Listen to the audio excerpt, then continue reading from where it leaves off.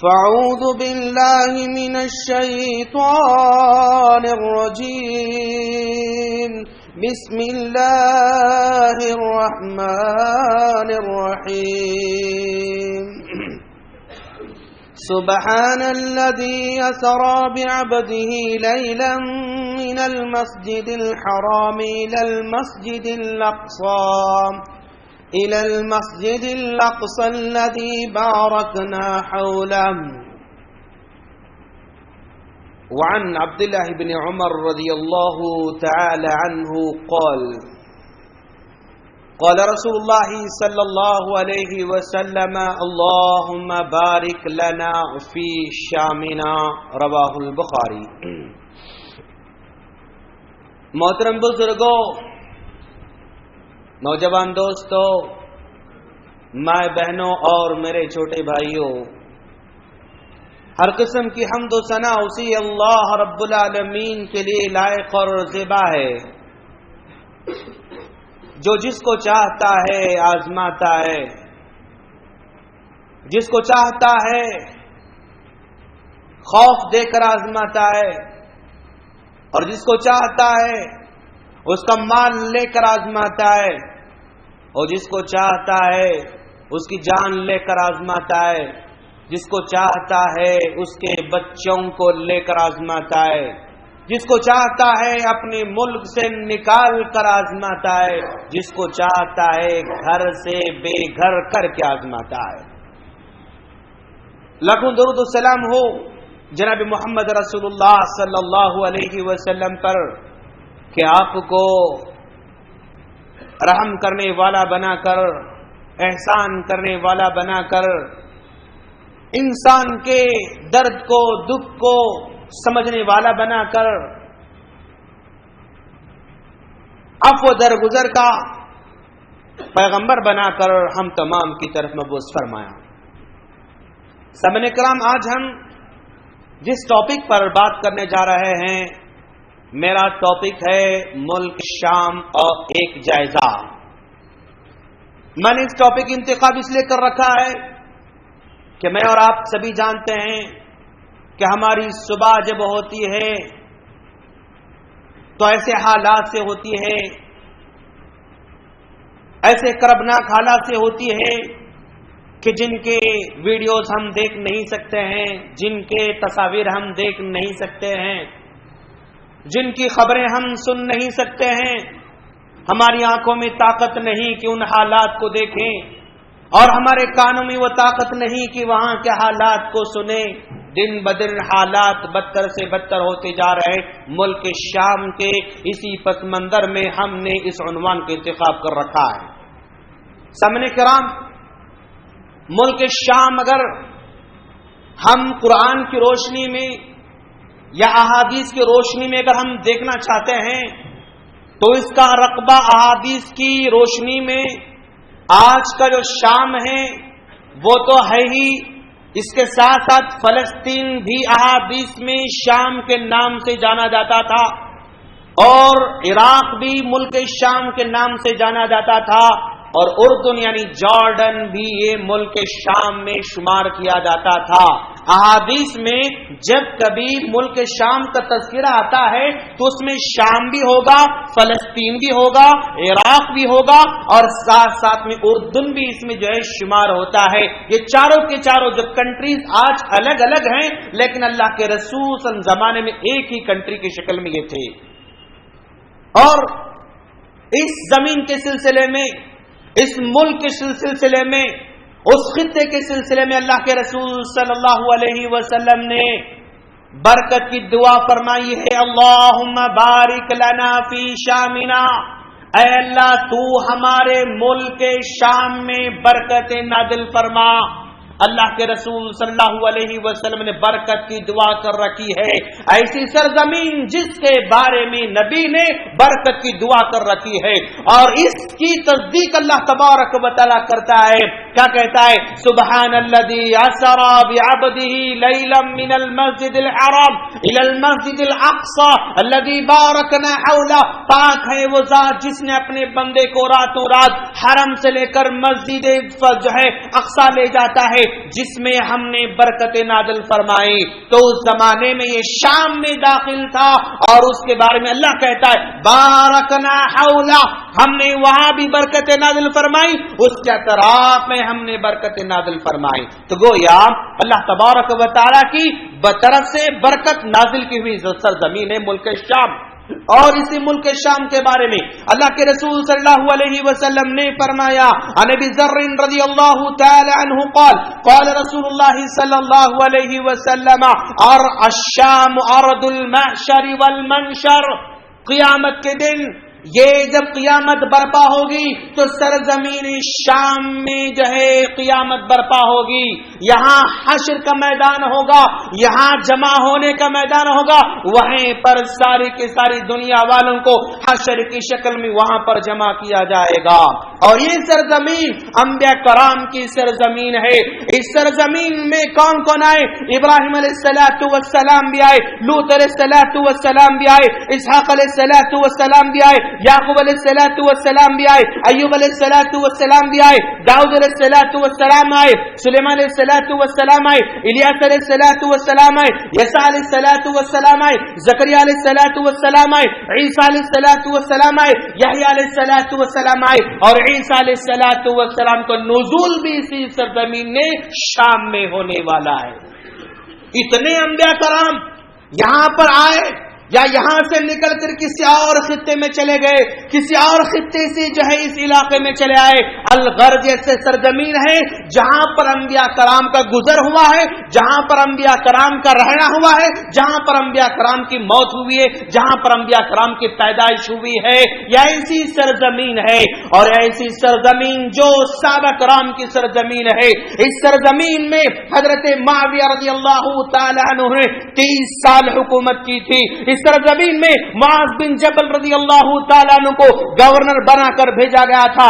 اس سرزمین واصلہ بن اسفر رضی اللہ تعالیٰ عنہ گئے، ابو الدرداء رضی اللہ تعالیٰ عنہ گئے، بلال رضی اللہ تعالیٰ عنہ گئے، دحیہ کلبی رضی اللہ تعالیٰ عنہ جن کے روپ میں، جن کی شکل صورت میں حضرت جبرائیل علیہ السلام وحی لے کر نازل ہوا کرتے تھے، ایسے صحابی جن کی شکل میں جبرائیل آتے ہیں وہ دحیہ کلبی رضی اللہ تعالیٰ عنہ ملک شام جاتے ہیں. نعمان بن بشیر رضی اللہ تعالیٰ عنہ گئے، فضالہ بن عبید رضی اللہ تعالیٰ عنہ گئے، اور خالد بن ولید رضی اللہ تعالیٰ عنہ گئے، ابو عبیدہ بن جراح رضی اللہ تعالیٰ سرزمین کو جاتے ہیں. تو گویا یہ سرزمین برکت والی سرزمین، یہ سرزمین انبیاء کرام کی سرزمین، یہ سرزمین جو ہے صحابہ کرام کی سرزمین، اور یہ سرزمین محدثین کی زمین بھی ہے. دوستو امام اوزاعی یہاں کے ہیں، امام ابو زرع یہاں کے ہیں، ابن عساکر یہاں کے ہیں، ابن الصلاح جو حدیث کو صحیح اور ضعیف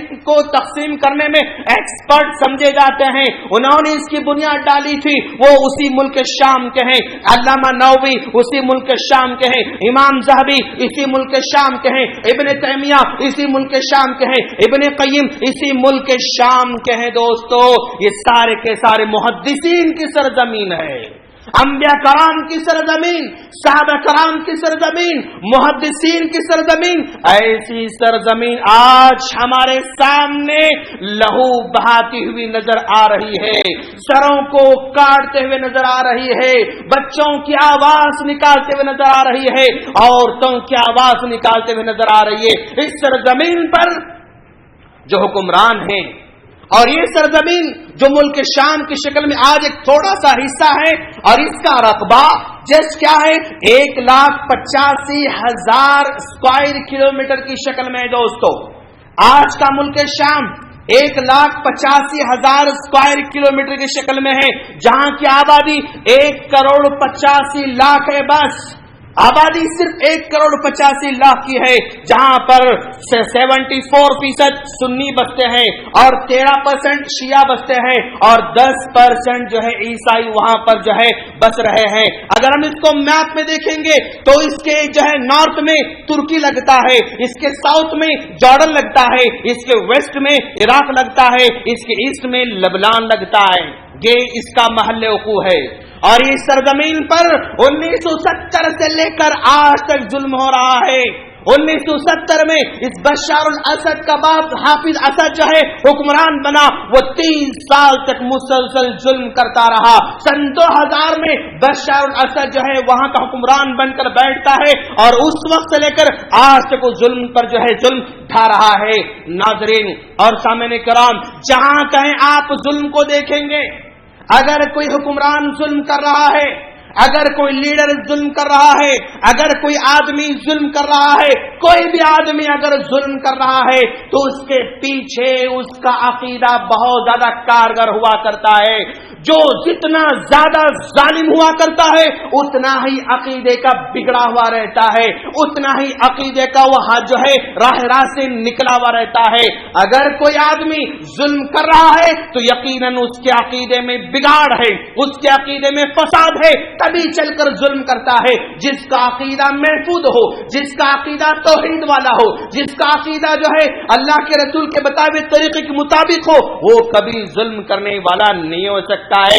اتنا ظلم ڈھا رہا ہے، اتنا ظلم ڈھا رہا ہے، تو ہم نے سوچا اس کے عقیدے کو ذرا دیکھیں آپ کہ بھئی کون سے عقیدے کا ماننے والا ہے، اتنا بڑا ظالم کیسے بن گیا ہے۔ ہم نے جب اس کے عقیدے کو دیکھا تو یہ بشار الاسد یہ نصیری فرقے کا آدمی ہے۔ نصیری یہ شیعوں کا ایک فرقہ ہے جو کیا کرتا ہے، حضرت علی رضی اللہ تعالیٰ عنہ کو الہ مانتا ہے، حضرت علی رضی اللہ تعالیٰ عنہ کو معبود سمجھتا ہے۔ عبد الرحمن بن ملجم جس نے حضرت عمر فاروق رضی اللہ تعالیٰ عنہ کو شہید کیا تھا، اس کی یہ تعظیم کرتے ہیں، اس کو یہ ہیرو سمجھتے ہیں، اس کو یہ اپنا بڑا سمجھتے ہیں، اور حضرت علی رضی اللہ تعالیٰ عنہ کے بارے میں یہ سمجھتے ہیں کہ حضرت علی بادلوں میں رہتے ہیں، جب بادل گرجتے ہیں نا تو حضرت علی کی آواز ہوتی ہے، بادل جب کڑکتا ہے تو علی کا کوڑا رہتا ہے۔ اور ان کا عقیدہ یہ ہے کہ حضرت علی رضی اللہ تعالیٰ عنہ نے محمد صلی اللہ علیہ وسلم کو پیدا کیا، نعوذ باللہ۔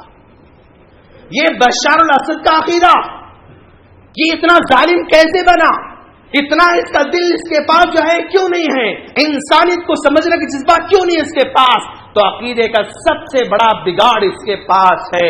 یہ سمجھتے ہیں، ان کا عقیدہ ہے حضرت علی رضی اللہ تعالیٰ عنہ نے محمد صلی اللہ علیہ وسلم کو پیدا کیا، محمد صلی اللہ علیہ وسلم نے سلمان فارسی کو پیدا کیا، اور سلمان فارسی نے 5 یتیموں کو پیدا کیا۔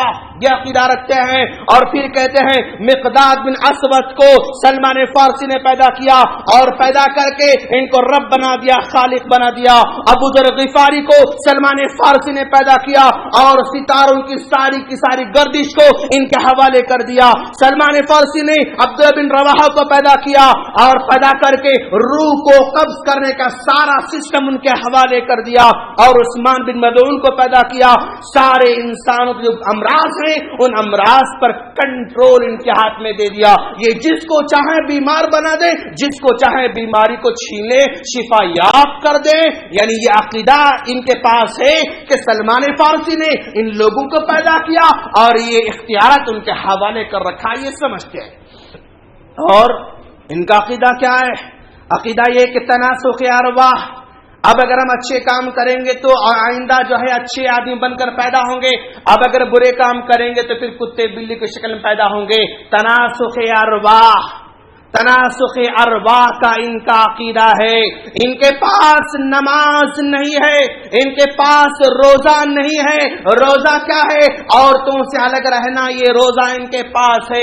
ان کے پاس حج نہیں ہے، ان کے پاس زکات نہیں ہے۔ یہ کوئی سسٹم کو نہیں مانتے ہیں، نہ نماز کو مانتے ہیں، نہ روزے کو مانتے ہیں، نہ حج کو مانتے ہیں، نہ زکات کو مانتے ہیں، کسی کو نہیں مانتے۔ یہ نصیری فرقے کا بشار الاسد جو اتنا بڑا ظالم بن کر بیٹھا ہے۔ تو سامنے کرام آپ غور کریں کہ جہاں بھی ظلم حد سے بڑھ جاتا ہے، آپ اس کے بیک گراؤنڈ کا جائزہ لیں، اس کے عقیدے کا جائزہ لیں، وہ عقیدے کا سب سے بڑا بگڑا ہوا آدمی نکلے گا۔ جو جتنا زیادہ بگڑا ہوا عقیدہ رکھتا ہے اتنا ہی بڑا ظالم بنتا ہے، اتنا ہی بڑا انسان سوز جو ہے وہ آدمی بن جاتا ہے۔ اور ہم دیکھ رہے ہیں کہ بھائی یہ ظلم جو ہے ہماری نظروں میں آ رہا ہے، اور کسی کو بولنے کی ضرورت تو نہیں ہے، ہر آدمی جانتا ہے کہ کیسے ظلم ہو رہا ہے، بچوں کے ساتھ کیا معاملہ ہو رہا ہے۔ بچوں نے اپنے اسکول کے بورڈ میں اس کے خلاف ایک نعرہ لکھا تو بچوں کے ہاتھوں کے انگلیوں کے ناخن نکال دیا، بچوں کے ہاتھوں کے ناخن کی جو ہے ناخن نکال دیتا ہے، اور جو ہے بچوں کے ایک ہاتھ ایک پیر کاٹ کر ان کو چھوڑ دیتا ہے، ڈرل مشین سے ان کے جسموں میں سوراخ ڈالتا ہے، عورتوں کو جو ہے وہ چیر دیتا ہے، اور جو ہے بچوں کے منہ کو کھول کر کھولتا ہوا پانی ان کے حلق میں ڈالتا رہتا ہے۔ یہ سارے کے سارے تکلیف دینے والے اور یہ سارے کے سارے ظلم ڈھانے والے، زندہ انسان کے پرائیویٹ پارٹ کو کاٹ دینے والا، زندہ بچوں کے کھال کو اتارنے والا، اور جو ادھر دیکھو آپ ان کو بھوکا رکھنے والا، ان کو پیاسا رکھنے والا، ان کو زندہ جلانے والا، اور جو ہے ان کی آنکھیں نکالنے والا، یہ بشار الاسد جس کو دنیا کچھ نہیں کہہ رہی ہے۔ یہ سارا کا سارا ظلم سامنے نظر آ رہا ہے، لیکن کوئی منہ کھولنے تیار نہیں ہے۔ اتنا ظلم کہ وہاں سے جو ہے تقریباً 5 سال کی مدت میں 5 لاکھ لوگ جو ہے شہید کر دیے گئے۔ ان 5 لاکھ لوگوں میں سے 1 لاکھ جو ہے لگ بھگ بچوں کی شکل میں ہے، بچوں کو تباہ کر دیا۔ اور پھر کیا ہوا؟ یہاں سے جو ہے مجبور ہو کر لوگ نکل رہے ہیں، اور کہاں نکل رہے ہیں؟ ترکی میں جو ہے کتنے چلے گئے؟ 25 لاکھ لوگ جو ہے ترکی میں ہجرت کرنے پر مجبور ہو گئے۔ اور جو ہے اسی طرح یہاں پر ہم دیکھ رہے ہیں کہ یہاں کے سیریا کے لوگ لبنان کو 11 لاکھ کی شکل میں ہجرت کر کے چلے گئے، جارڈن کو 6 لاکھ چلے گئے، مصر کو 1 لاکھ چلے گئے، سعودیہ کو 5 لاکھ چلے گئے، لگ بھگ 50 لاکھ لوگ یہاں ہجرت کرنے پر مجبور ہو گئے۔ آبادی کتنی؟ 1,85,00,000۔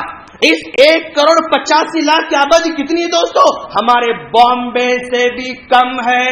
ہمارے بامبے کی جو تعداد ہے، جو پاپولیشن ہے وہ 2,20,00,000 ہے۔ بامبے کی پاپولیشن 2,20,00,000 ہے، اور یہ پورے ملک شام کی جو تعداد ہے وہ صرف 1,85,00,000 ہے۔ اس 85 لاکھ میں بھی 50 لاکھ لوگ ہجرت کرنے پر مجبور ہو گئے۔ 5 لاکھ لوگ جو ہے اپنی جان وہاں پر دے دیا۔ اور پھر مدد کون کر رہے ہیں؟ روس مدد کرنے آ رہا ہے، ایران مدد کر رہا ہے، اور ٹیلی گراف نیوز کے مطابق ٹرمپ بھی آگے آنے تیار ہے کہ ہم بشار کی جو ہے تائید کرنے والے ہیں، ہم بشار کی مدد کرنے والے ہیں۔ تو یہ ڈونلڈ ٹرمپ بھی جو ہے اب مدد کرنے کے لیے اس کے پیچھے لائن میں کھڑا ہوا نظر آئے گا چند دنوں کے بعد۔ تو دوستو یہ ظلم جو ہے یہ ہمارے سامنے نظر آ رہا ہے۔ ایسے موقع پر ہمیں کیا کرنا چاہیے؟ اس موقع پر ہمیں کیا کرنا چاہیے؟ مسلمانوں کا عقیدہ کیا ہونا چاہیے؟ جب کبھی اس طرح کے حادثے پیش آتے ہیں، ظلم جب بڑھ جاتا ہے، تو مسلمان کیا سمجھے، مسلمان کا عقیدہ کیا ہو، مسلمان کی سوچ کیا ہو؟ سب سے پہلے مسلمانوں کو سوچنا ہوگا کہ اے ملک شام کے لوگوں، تمہیں مایوس ہونے کی ضرورت نہیں ہے، اس لیے کہ 1400 سال پہلے اللہ کے رسول صلی اللہ علیہ وسلم نے کہہ دیا ہے، ایُّ الناس بلا، اللہ کے رسول سے پوچھا گیا، اے اللہ کے رسول سب سے زیادہ آزمائش کس کے ساتھ ہونے والی ہے، کس کو دنیا میں سب سے زیادہ آزمایا جائے گا؟ تب اللہ کے رسول صلی اللہ علیہ وسلم نے فرمایا، اشد الناس بلاء، سب سے زیادہ جن لوگوں کو اللہ تعالیٰ آزمائے گا الانبیاء، انبیاء کو آزماتا ہے، ثم الصالحون، اور پھر نیک لوگوں کو آزماتا ہے۔ اگر آزمائش زیادہ ہو رہی ہے تو یقیناً اللہ تبارک و تعالیٰ اس میں خیر کا پہلو رکھا ہے، خیر کا پہلو رکھا ہے، مایوس ہونے کی ضرورت نہیں۔ اور جو ہے اللہ تعالیٰ اس میں آزمانا چاہتا ہے. اللہ دیکھنا چاہتا ہے کہ یہ بندے اپنے ملک میں رہتے ہوئے کیا کرتے ہیں. ملک کو چھوڑنا پڑے تو وہ کیا کریں گے. ملک میں رہتے ہوئے کیا نماز پڑھا کرتے تھے, ملک کو چھوڑنے پر کیا نماز پڑھ رہے ہیں. ملک میں رہتے ہوئے کیا اللہ کو یاد کرتے تھے, ملک کو چھوڑنے پر کیا اللہ کو یاد کر رہے ہیں. جو ہے ایئر کنڈیشن میں رہا کرتے تھے, اپنے دھوپ میں رہنا پڑ رہا ہے, میدان میں رہنا پڑ رہا ہے, بچوں کو گود میں لے کر سونا پڑ رہا ہے, تو کیا یہ اللہ کو یاد کرتے نہیں کرتے اللہ دیکھنا چاہتا ہے. اللہ مومنوں کا آزمانا چاہتا. ایمان ہوگا تبھی اللہ تبارک و تعالی آزما رہا ہے. اور پھر مسلمانوں کا عقیدہ یہ ہونا چاہیے کہ ہر چیز میں اللہ کی کوئی نہ کوئی حکمت پوشیدہ ہوتی ہے. جب اتنا بڑا انسیڈنٹ ہو رہا ہے, اتنا بڑا حادثہ ہو رہا ہے, سالوں سال ظلم جو ہے ان پر ڈھایا جا رہا ہے, 1970 سے لے کر 2016 تک بھی ظلم کی چکی میں برابر پیسے جا رہے ہیں, تو اللہ کی حکمت ہوگی. اللہ بغیر حکمت کے کوئی کام نہیں کرتا ہے. اللہ نے اصحاب الاخدود کو آزمایا, گڑھے میں ڈال کر مومنوں کو آزمایا, آگ میں ڈال کر ابراہیم کو آزمایا, اللہ کے رسول کو 3 سال تک جو ہے گھاٹی میں ڈال کر آزمایا, کھانا بند کیا گیا, پانی بند کیا گیا, بائیکاٹ کیا گیا, صحابہ کرام کو آزما گیا, پتے کھا کر صحابہ کرام نے زندگی بسر کیا, اور جو ہے گھاس کھا کر صحابہ کرام زندگی بسر کیا. صحابی کہتے ہیں لوگوں نے ہم سے بائیکاٹ کیا تھا, ہمیں نہ کھانا ملتا تھا نہ پانی ملتا تھا, ہم درختوں کے پتے کھا کر زندگی بسر کرتے تھے. جب ہم جو ہے بیت الخلا جایا کرتے تھے, جیسے بکریاں جو ہے بکریوں کی مینگلیاں آتے ہیں ویسے مینگلیاں ہم کو آیا کرتے تھے. یہ صحابہ کرام کو اللہ نے آزمایا ہے. یہ اللہ تبارک و تعالی کی حکمت ہے, ہم کو نظر نہیں آتی ہے, ہمیں سمجھ میں نہیں آتا کہ اللہ کیوں آزما رہا ہوگا. حکمت ہوگی, اور ایمان کو دیکھ کر اللہ آزماتا ہے. اور مسلمانوں کا عقیدہ یہ ہے, ہم مومنوں کا عقیدہ یہ ہے, ہم مسلمانوں کا عقیدہ یہ ہے کہ جو ہونا ہے وہ ہو کر رہے گا. یہ ہونا تھا, یہ ہو کر رہے گا, اس کو دنیا کی کوئی طاقت ٹال نہیں سکتی. اللہ کے رسول نے چھوٹے ابن عباس رضی اللہ تعالیٰ کو جو ہے نصیحت کرتے ہوئے کہا, یا بنیا, اے بیٹے سن لو, وَاعْلَمْ أَنَّ الْأُمَّةَ لَوِ اجْتَمَعَتْ عَلَىٰ أَن يَنفَعُوكَ مَا لَمْ يَنفَعُوكَ إِلَّا مَا قَدْ كَتَبَهُ اللَّهُ لَكَ. ساری دنیا مل کر تم کو فائدہ پہنچانا چاہتی ہے تو فائدہ نہیں پہنچا سکتی مگر اتنا جتنا اللہ فائدہ پہنچانا چاہتا ہے. آج سارے ممالک مل کر روکنا چاہ رہے ہیں. مسلمان ممالک کے دل میں تڑپ ہے کہ کسی طرح ظلم سے روکا جائے, ان مسلمانوں کو بچایا جائے, لیکن کچھ نہیں کر پا رہے ہیں. کیوں؟ اللہ کے رسول نے پہلے کہہ دیا ہے کہ اللہ جو کرنا ہے وہ کر کے رہے گا. ساری دنیا مل کر روکنا چاہے تو روک نہیں سکتی, فائدہ پہنچانا چاہے فائدہ نہیں پہنچا سکتی. جب اللہ ان کو بچانا چاہے گا, ساری دنیا مل کر نقصان پہنچانا چاہے تو نقصان نہیں پہنچا سکے گی. ساری دنیا کی حکومتیں مل کر نقصان پہنچانا چاہیں گے تو نقصان نہیں پہنچا سکیں گے, کچھ نہیں کر پائیں گے. اللہ یہ ہونا تھا, ہو کر رہنے والا ہے, یہ مسلمان کا عقیدہ ہونا چاہیے. اور اسی طرح اللہ تعالیٰ بتانا چاہتا ہے کہ دیکھو دنیا کتنی حقیر ہے, دنیا کتنی معمولی ہے. اللہ چاہے تو راتوں رات بے گھر کر سکتا ہے. اللہ چاہے تو تمہاری آنکھوں کے سامنے تمہارے بچے کو تڑپتا ہوا دکھا سکتا ہے.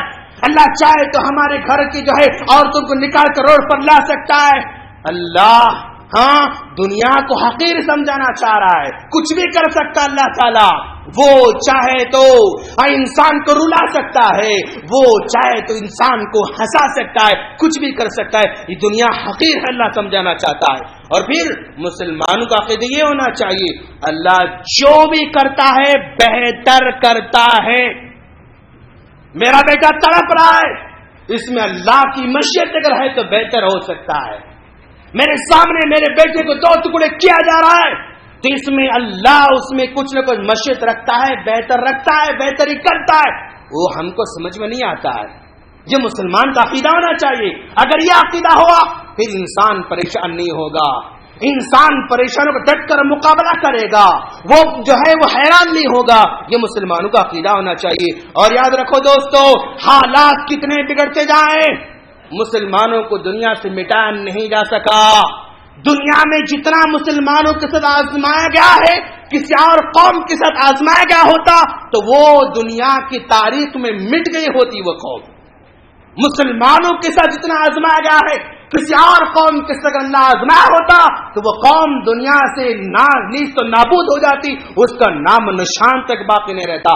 لیکن اللہ کی شان ہے کہ مسلمانوں کو ہر حال میں باقی رکھتا ہے. اور اللہ کے حسن گمان رکھنا ہوگا, اللہ کے حسن گمان رکھنا ہوگا. اور یاد رکھو جب تکلیف حد سے بڑھ جاتی ہے نا تو اب آسانی آنے کی پوری امید ہو جاتی ہے. تکلیف بڑھ جاتی ہے. الیپو میں مسلمان جو ہے تڑپ رہے ہیں, تکلیف اپنی آخری مرحلے میں ہے. وہاں پر کوئی ریکارڈ کرنے والا کہہ رہا ہے یہ شاید میرا جو ہے آڈیو جو ہے آخری ہوگا, میرا میسج آخری ہوگا, میں اس کے بعد زندہ نہیں رہ پاؤں گا. یہ تکلیف کی انتہا ہے, تکلیف اپنے آخری حد کو پہنچ چکی ہے. تو اللہ کا نظام بھی ہے, اللہ کا سسٹم بھی ہے. تکلیف جب انتہا کو پہنچتی ہے تو پھر وہ ختم ہونے کے قریب آتی ہے. اللہ کوئی فیصلہ کر لیتا ہے, اللہ کوئی راحت پیدا کرنے والا ہے. وہ ہم کو سمجھ میں نہیں آتا کیسے راحت اللہ پیدا کرنے والا ہے. اور ہر حال میں مومن تقوی کی حالت میں رہے گا. وَمَن يَتَّقِ اللَّهَ يَجْعَل لَّهُ مَخْرَجًا, اللہ کا ڈر ہمیشہ رکھنا ہوگا. امن میں بھی اللہ کا ڈر, خوف میں بھی اللہ کا ڈر, خون میں بھی اللہ کا ڈر, بھوک میں بھی اللہ کا ڈر, پیاس میں اللہ کا ڈر. وَمَن يَتَّقِ اللَّهَ يَجْعَل لَّهُ مَخْرَجًا, جو اللہ سے ڈرنے والا ہے اللہ راستے پیدا کرے گا. یہ اللہ کا وعدہ ہے. اور اس کے ساتھ ساتھ ہمیں کیا کرنا ہوگا؟ دعائیں کرتے رہنا چاہیے. اس لیے کہ ایک مومن کا سب سے بڑا ہتھیار اس کی دعا ہوا کرتی ہے. دعا کرے بندہ کہ ہمارے ان بھائیوں کو اللہ مصیبت سے محفوظ فرمائے, ہماری ان بہنوں کو مصیبت سے محفوظ فرمائے, ہمارے ان چھوٹے چھوٹے معصوم بچوں کو مصیبت سے نجات دلائے. باری تعالیٰ اس فرعون دور کے فرعون سے مسلمانوں کو نجات دلانا, ان کے بھوک کی حالت تو مت فرمانا, ان کی پیاس کی حالت تو مت فرمانا. اور یہ خون میں لطف پت بچے نظر آ رہے ہیں, بس تو ہی ان کا مہربان ہے, تو ان کے سر ہم کا مسئلہ کرتے رہنا, دعائیں کرتے رہنا دوستو. اور ساتھ ساتھ میں ہم مسلمانوں کو چاہیے میڈیا کو توجہ دلائیں, میڈیا کو توجہ دلائیں. انگلش میں جو ہے آپ آرٹیکلز لکھیں, انگلش میڈیا کو جو ہے کور کرنے پر مجبور کریں. اس لیے کہ جو کچھ ہمارے سامنے آ رہا ہے نا وہ صرف اردو میڈیا سے ہمارے پاس آ رہا ہے, واٹس ایپ سے ہمارے پاس آ رہا ہے, فیس بک سے ہمارے پاس آ رہا ہے, ٹویٹر سے دنیا کو معلوم ہو رہا ہے. یہ میڈیا حد درجے جانبدارانہ رویہ انجام دے رہی ہے, جانبدار رول انجام دے رہا ہے.